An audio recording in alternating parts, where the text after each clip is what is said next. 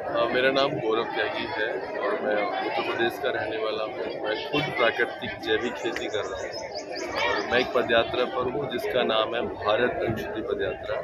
पदयात्रा लाल चौक से 26 जून को शुरू हुई थी और जो अगले 4 महीनों में कन्याकुमारी पहुँचेगी। मैं हर दिन 30 किलोमीटर पैदल चल रहा हूँ। मैं लोगों से मिल रहा हूँ, किसानों से मिल रहा हूँ, गाँव में जा रहा हूँ, शहरों में जा रहा हूँ और मैं लोगों को इस बारे में जागरूक कर रहा हूँ कि शुद्ध भोजन हमारा अधिकार है, लेकिन उसके लिए हमें कुछ प्रयास करने होंगे। हम किसानों से ये कह रहे हैं कि आप अपना सामान खुद बेचना शुरू करिए।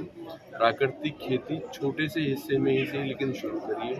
हम लोगों से ये कह रहे हैं कि आप लोग सप्ताह में कोई एक ऐसा दिन तय करिए जब आप कहें कि ये जो मैं भोजन कर रहा हूँ ये किसान के खेत से मेरी थाली तक आ रहा है। हम लोगों से बोल रहे हैं कि पिछले 20 वर्षों में जिस तरीके से हमने देखा है कि भोजन के चलते इतनी सारी बीमारियों ने हमारे समाज को घेर लिया है, ये वो समय है जब हम इसके बारे में थोड़ा जागरूक हों और ऐसे काम करना शुरू करें जिससे हम बीमारियों को अपने जीवन से दूर रख सकें। और उसका एक ही उपाय है कि हम शुद्ध भोजन खाएं। इसके लिए मैं पद यात्रा कर रहा हूँ।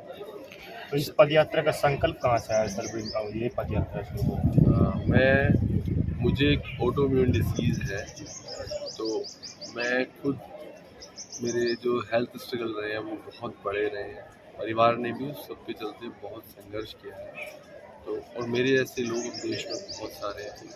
जब मुझे ऑटोइम्यून डिसीज़ का पता चला तब ये कम लोगों को होती थी, अब तो देश में और भी बहुत सारे लोग, कैंसर जैसी बीमारियाँ तो अब आम हो गई हैं। आप कहीं भी जाइए, आप कोई ना कोई आपको एक नया केस मिल जाता है कि अमुक आदमी को कैंसर जैसी चीज़ हो रही है। तो सर ये बहुत ज़रूरी है कि जो हमारे भोजन में मिलावट है, भोजन में अशुद्धि है, उसको हम दूर करें। इसीलिए मैंने पदयात्रा करने का संकल्प लिया कि मैं पूरे देश में जाऊंगा और सब लोगों को उसके बारे में बताऊंगा। सर आपका फैमिली के सपोर्ट सर इस यात्रा के दौरान पूरा मिला कि फैमिली अकेली आपके घर पे है, जैसे मेंबर्स होंगे सर?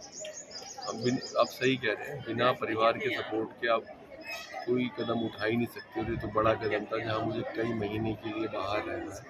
परिवार का पूरा सपोर्ट है और ख़ास तौर से जब मेरी अम्मा ने मुझे घर से चलते वक्त बोला कि तू जहाँ भी जाएगा तुझे खूब सारे लोगों का आशीर्वाद मिलेगा, तो वो मिल रहा है।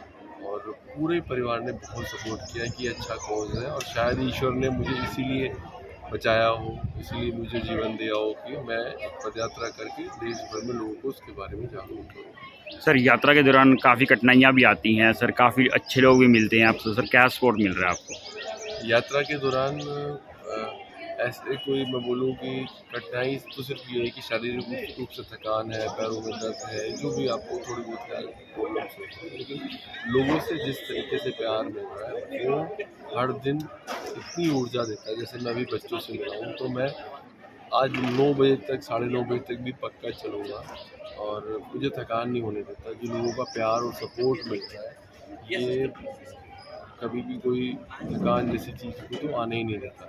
मेरा देश में सभी लोगों से विनम्र निवेदन है कि अगले 4 महीने आप ही लोग मेरा परिवार हैं। प्लीज़ आप इस भारत अंशुद्धि पदयात्रा को सपोर्ट करिए ताकि देश में सभी को शुद्ध भोजन मिले।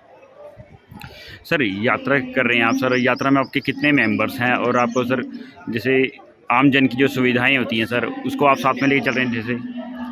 मेरे साथ एक गाड़ी है जिसमें हमारे खाने का सामान है, पीने का सामान है, कपड़े हैं। मेरे साथ मेरे दोस्त हैं रजत और एक जो हमारे हैं साथ में जो गाड़ी चलाते हैं वो है।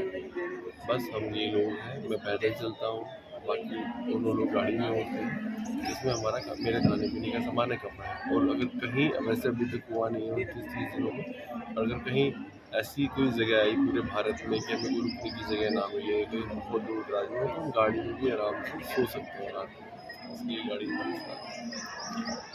तो मौसम मुझे गर्मी खूब मिल रही है, बारिश खूब मिल रही है, लेकिन ईश्वरीय कृपा है, लोगों का प्यार है। मैं बारिश में भी नहीं रुका हूँ, मैं लगातार चला हूँ क्योंकि मुझे हर दिन 30 किलोमीटर चलना है। और मेरी कोशिश है कि मैं अपने परिवार से भी बोल के आया हूँ कि मैं दिवाली से पहले पहले घर आ जाऊँगा। तो अगर मैं नहीं चलूँगा तो वो दूरी नहीं तय कर पाऊँगा। तो चाहे गर्मी हो, चाहे बरसात हो, मैं चल रहा हूँ, मैं नहीं रुकता। और मैं सोच के आया था कि थोड़ा सवेरे चलूँगा, शाम में चलूँगा, लेकिन वो संभव नहीं हो पाता क्योंकि लोगों से भी मिलना होता है। अब चूँकि मैं स्कूल में हूँ, तो यहाँ पे कार्यक्रम होगा, फिर हमें कहीं और जाना है। दोपहरी में मैं अगर सोचूं कि चलने से बच जाऊँ, वो नहीं हो सकता, चलना तो पड़ेगा दोपहरी में। एक दूरी भी तय करनी है उसकी। सर आप अपने स्कूल में पहुंचे हैं, यहाँ पर बच्चों को जागरूक किया सर, कैसा लगा आपको यहाँ पर बच्चे? बहुत अच्छा, और बच्चों से बात करने में ही जो ऊर्जा मिल रही थी, जो एक मुझे समझ आ रहा था कि बच्चे एक ऐसे कोर्स में हमेशा आकर साथ देते हैं जो उन्हें लगता है कि ये समाज की बेहतरी के लिए, कि बच्चे आने वाली पीढ़ी का भविष्य है। बच्चे, मुझे हमेशा मैं लोगों से बोलता हूँ कि जहाँ पर हमारी सोच खत्म होती है, बच्चों की सोच वहाँ से शुरू होती है। तो अगर बच्चों के बीच कोई ऐसा बीज हम अंकुरित होने दें, या उनके मन मस्तिष्क में कोई ऐसी बात छोड़ें कि ये समाज के लिए ज़रूरी है, लोगों के लिए ज़रूरी है, देश के लिए ज़रूरी है, तो बच्चे उसको बहुत अच्छे से ग्रहण करते हैं और साथ ही उसको सपोर्ट भी करते हैं। सर यात्रा कर रहे हैं, आम जन से आपको कैसा प्यार मिल रहा है यहाँ पर?